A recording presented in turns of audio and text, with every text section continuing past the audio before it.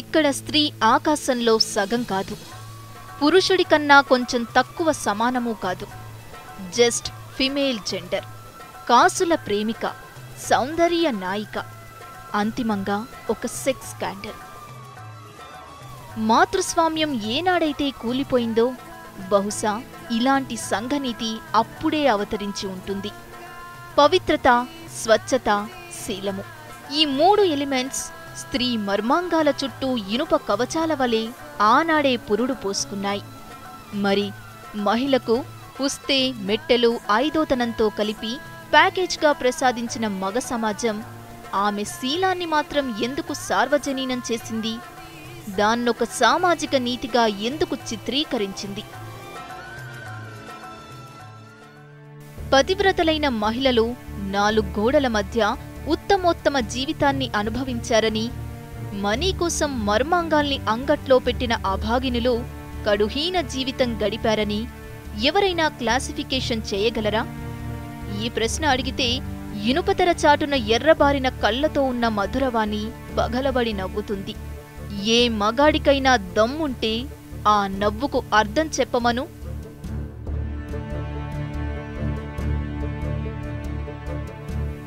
అందానికో అమ్మతనానికో అగ్గిపెట్టెల్లాంటి ఇరుకు గదుల్లో ఒరుసుకొని పడుకోలేదు.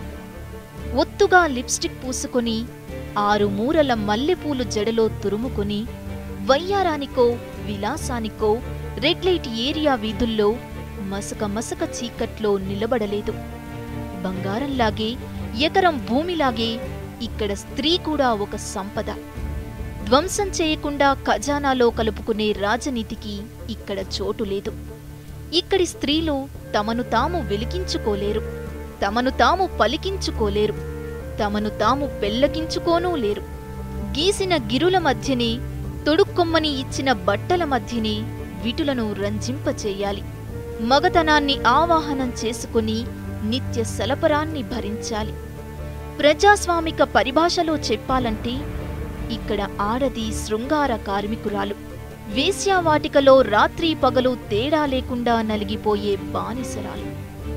ఎంత అన్యాయమంటే ఋతువు వెక్కిరించి కడుపొస్తే కనీసం ప్రసవానికి ఒకరోజు మెటర్నిటీ సెలవు ఉండదు.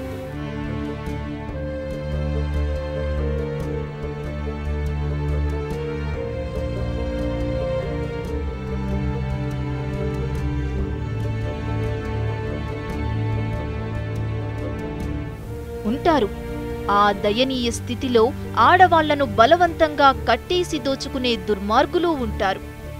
తోటి స్త్రీల శరీరాలతో వ్యాపారం చేసేవాళ్లు కామటిపురాలోనో సోనాగచ్చిలోనో కారాకిళ్ళి నములుతో అజమాయిషీ చేస్తూ తెలుగు సీరియళ్లలో కనిపించే ఆడ విలన్లలా కుప్పలు తెప్పలుగా కనిపిస్తారు.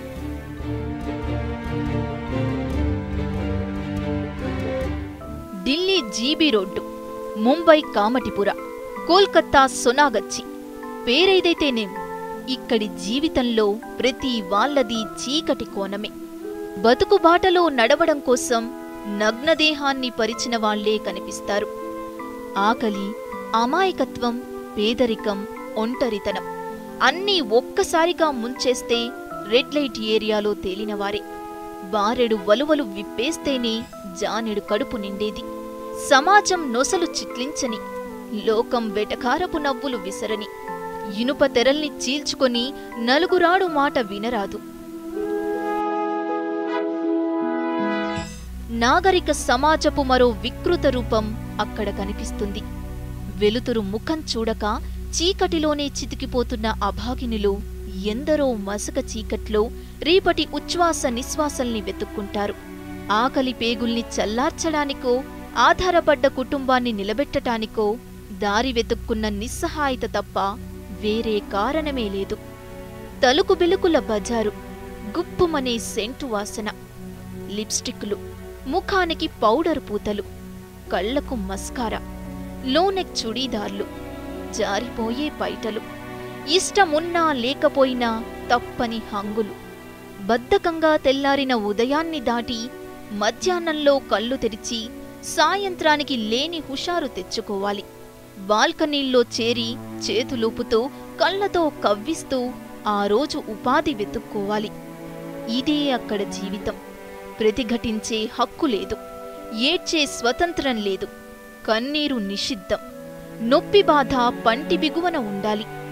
తప్పించుకోవాలని చూస్తే శిక్షాస్మృతి క్షమించదు. ఒక్క మాటలో చెప్పాలంటే మనసు వాళ్లదే, కాని దేహం వాళ్లది కాదు. తనువొక పుండై తానొక పండై నిత్య గాయాలతో నవ్వాలి. కొన్ని నిజాలు పేగుల్ని మెలేస్తాయి, కొన్ని వాస్తవాలు గుండెను రంపంకోతకు గురిచేస్తాయి. 100 కోట్ల పైబడ్డ భారత జనాభాలో పడుపు వృత్తిలో ఉన్నది ఎందరో తెలుసా? 1 కోటి మందికి పైనే. అందులో 8 నుంచి 10 ఏళ్లలోపు పిల్లలు 10 లక్షలు. మీరు నమ్మినా నమ్మకపోయినా ఇది 100కి 100 పాళ్ళు నిజం. అమ్మ ఒళ్ళోనో నాన్న గుండెలపైనో ఆదమరిచి నిద్రపోయే వయసులో కొన్ని వేల మంది ప్రతిరోజూ పశుకామానికి బలవుతున్నారంటే చెమ్మగిల్లని నయనముండదు. ఆ మాటకొస్తే చైల్డ్ ట్రాఫికింగ్ ఎక్కువగా ఉన్న దేశాల్లో ఇండియా మొదటి స్థానంలో ఉందని చెప్పుకోవడానికి సిగ్గుపడాలి. భవిష్యత్తుకు బంగారు బాటలు వేయాల్సిన బాల్యం మోసగాళ్ల ఉచ్చులో పడి వ్యభిచార గృహాల్లో మగ్గుతోంది. ధనార్జనే ధ్యేయంగా కొందరు దుర్మార్గులు అమాయక బాలికలను నమ్మించి వ్యభిచార రొంపిలోకి దించుతున్నారు. తెలిసి తెలియని వయస్సులో ఆ నరక కూపంలోకి నెట్టివేయబడుతున్న అమాయకులు ఎందరో.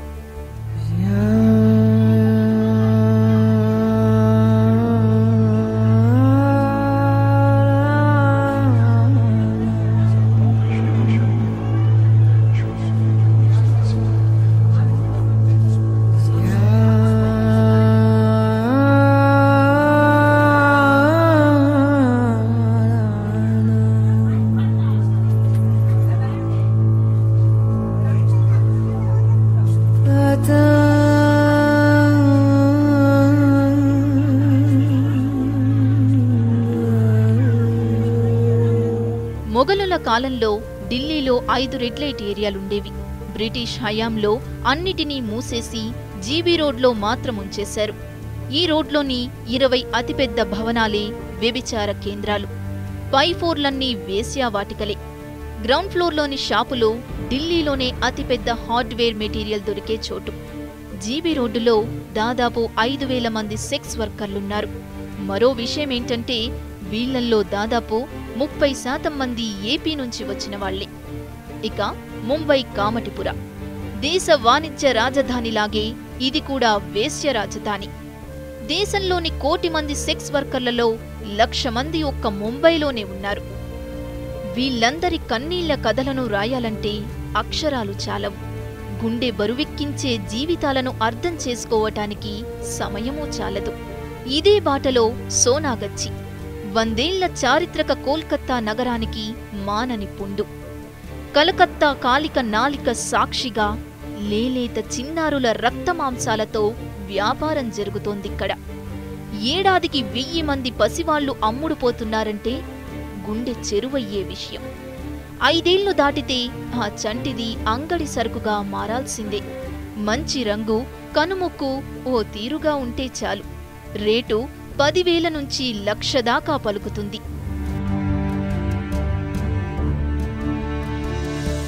ఇండియాలోని మొత్తం సెక్స్ వర్కర్లలో 30% పిల్లలే ఉన్నారంటే నమ్మశక్యం కాదు.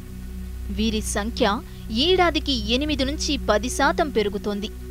ముంబై, ఢిల్లీ, కోల్కతా, హైదరాబాద్ నగరాల్లో 15% మంది చిన్నపిల్లలు సెక్స్ వర్కర్లుగా కూనారెల్లిపోతున్నారు. 30% మంది వయస్సు 20 ఏళ్లలోపు మాత్రమే. 10 నుంచి 12 ఏళ్ల అమ్మాయిలకు గిరాకీ చాలా ఎక్కువ. లేత వయసులోనే గర్భం దాల్చి మంచాల కింద పసిగుడ్డుల్ని ఉంచి బలవంతంగా విటులకు ఒళ్లప్పగించాల్సిన దుస్థితి. దేశంలో ప్రతి గంటకి 4 చిన్నారులు సెక్స్ వర్కర్లుగా మారుతున్నారు. ఏడాదికి 40,000 కోట్ల బిజినెస్ జరుగుతోంది.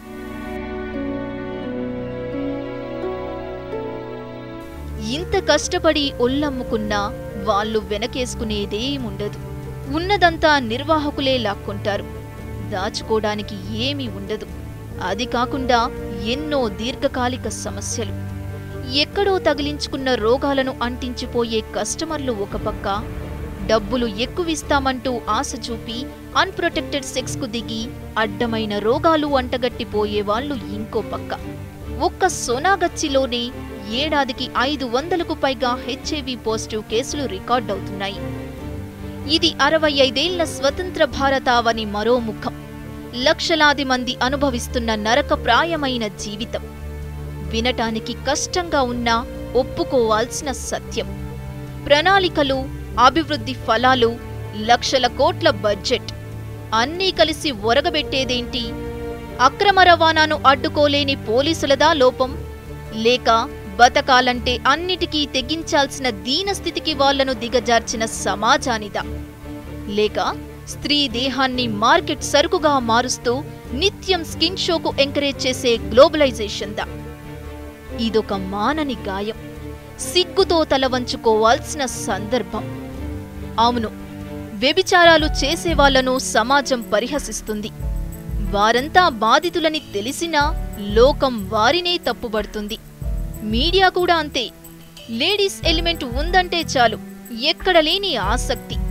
స్క్రీన్ మీద అదొక మానవీయ విషాద దృశ్య కావ్యం.